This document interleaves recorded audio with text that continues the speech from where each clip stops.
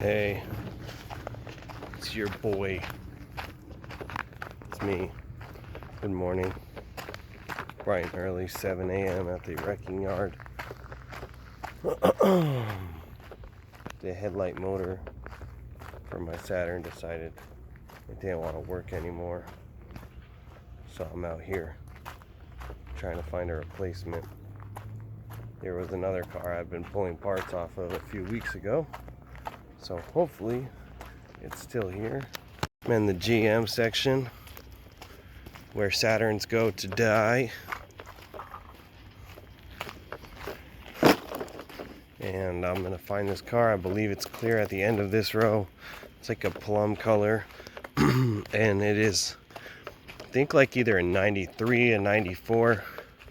But there's only certain years that actually had pop-up headlights. So I'm gonna try to find, oh, here it is right here. So let's see here. This is it. And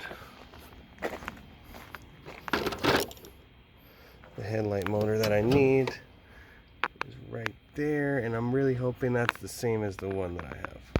It looks pretty simple. It looks like you've pretty much got 3 10mm bolts, and I'm trying to see, it looks like it is going to be, has to be this side, because if I get the one on the driver's side, it's going to be facing the wrong way.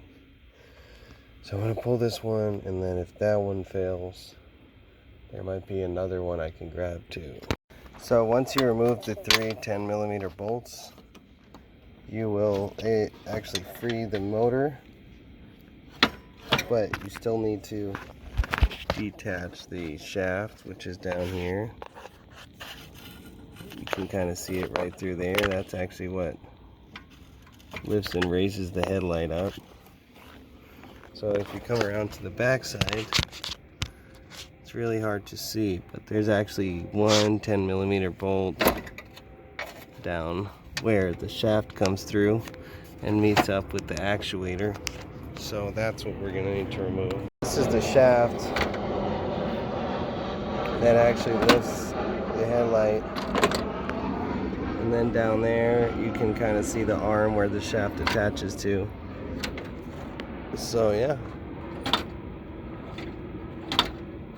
that's how it would work. This motor would drive the shaft to turn, and then it would lift up the headlight. So now that that's done, I'll go ahead and take this and hopefully it works.